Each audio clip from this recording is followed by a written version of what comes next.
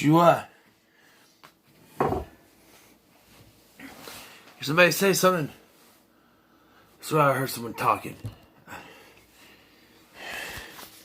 Anyway, In the Mouth Madness stars. Really? Sam Neill. I don't know, I forgot it. Stars Sam Neill and is directed by John Carpenter. I watched this for the first time earlier this year, and I knew that if I had time, I was going to have to watch it for Halloween Horror Month. I have time. So, I put it on.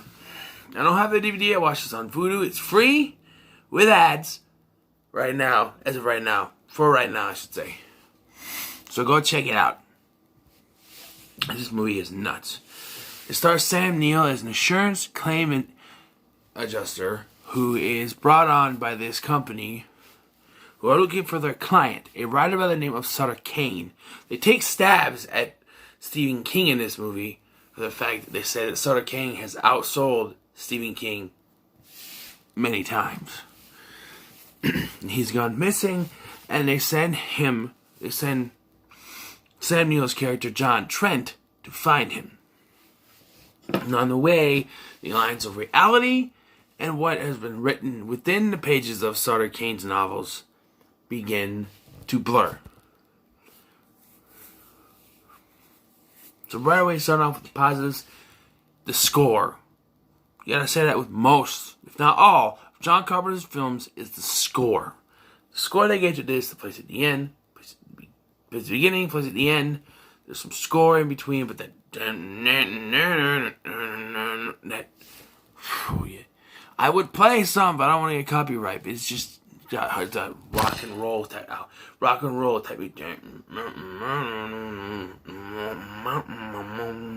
something like that. Absolutely great. Absolutely. And the effects, moving on to that, the effects, great. You got the effects.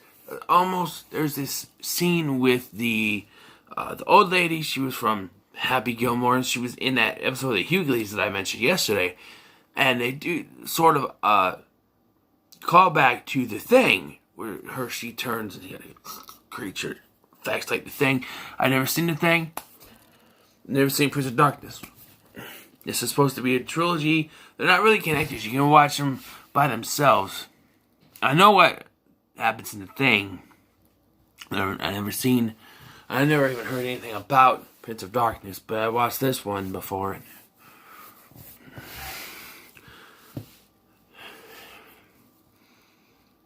So, yeah, the effects, great. In Trent's journey, he's joined by one Linda Stiles, who works for the agency. Charlton Heston is the guy head of the agency that sends them, and they find a town called Hobbs End, which is a fictional place within the books of Sutter Kane. And once they get there, Stiles is immediately thrown off, and eventually she admits that the whole thing was a setup, as Trent had predicted. He knew it was a hoax from the beginning, and she admits it was a setup. They told Kane to go off, but they weren't supposed to find anything. There wasn't supposed to be a Hobbs End, nothing. They weren't supposed to find anything, but they found this. And eventually find Sutter Kane and find that there's a connection between Kane's books and what's happening with our reality. His books are beginning to seep into our reality and creating like a wormhole type thing that could spell the end of the world. One of my favorite scenes in this, alright, I gotta go take it back to the beginning for this though. When this starts, David Warner, actor David Warner, shows up and is talking to Trent, who is now in a mental institution.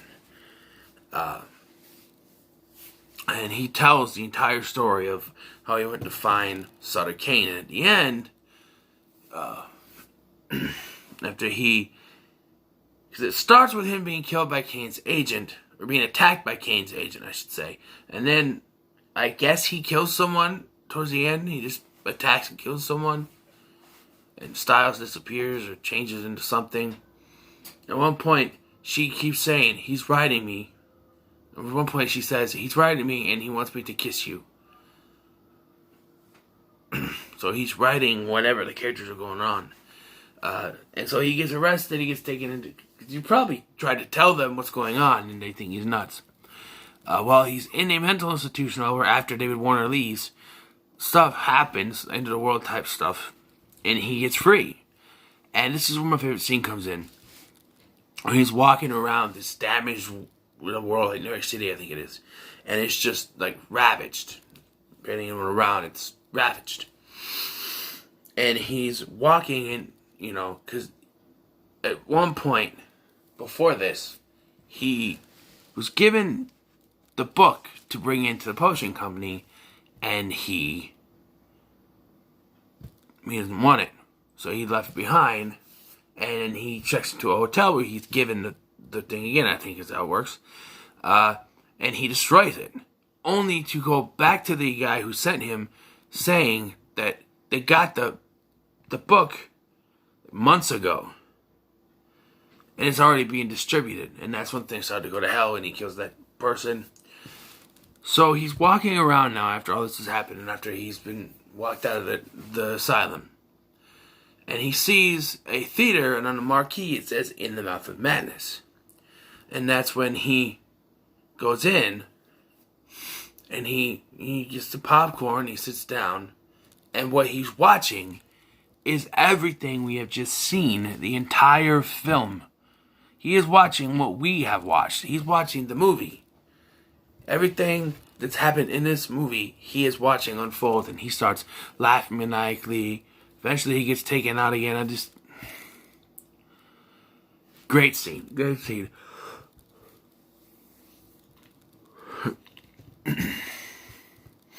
Any downs for this? Any negatives?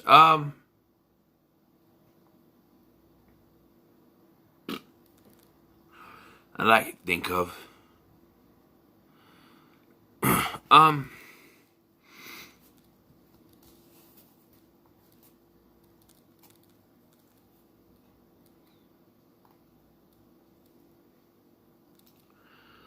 Perhaps a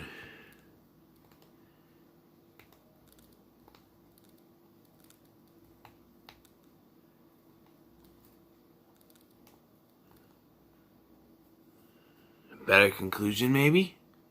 I don't know, I'm trying to spit things on top of my head. Like, it ends with him, I believe, he's laughing at the theater and then he gets taken away or something. But, like, what kind of... I know it's supposed to be the end of, like, the Apocalypse Trilogy is supposed to be... The Thing is the beginning of it, where it starts when the alien lands on Earth. Prince of Darkness is the middle of it, where it starts to get going. And then this one is the end. So... maybe it's not supposed to have a satisfying ending, but I've always had problems with horror movies that end on downer endings. Yes, there's a lot, but it seems like, a horror movie is supposed to have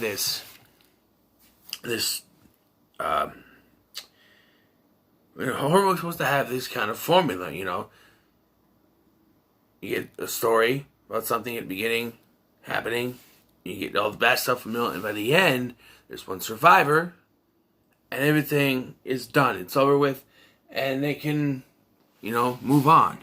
But this isn't one of those. And I think that's where it kind of drags it down for me, is that it doesn't have that sort of happy ending vibe. Because to me, when I first watched this, I'm like, okay, he's going to find Sutter Kane, he's going to get the book back to the company, and everything will be fine. Weird shit's going to happen, but it's all about getting that book back to the publisher, and everything will go away. At least that's what I thought. No. Oh no. Went way off the rails. Went nuts. And while I like that, I love it, it just wasn't what I was expecting. Maybe that was a little bit of a letdown for me. It went way over my expectations, but it's just like I was looking for a happy ending. Because I thought, okay, when it starts and they're together, right? I thought that Trent and Tyler were going to end up getting together, and she disappears or dies partway through the film. I don't know. So I kind of, went through. But otherwise, it's a decent film. I'm gonna give it a 8 out of 10 for me.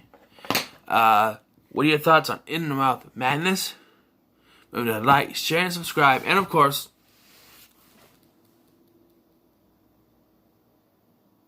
he's writing me. He wants me to ask you, do you read Sutter Kane?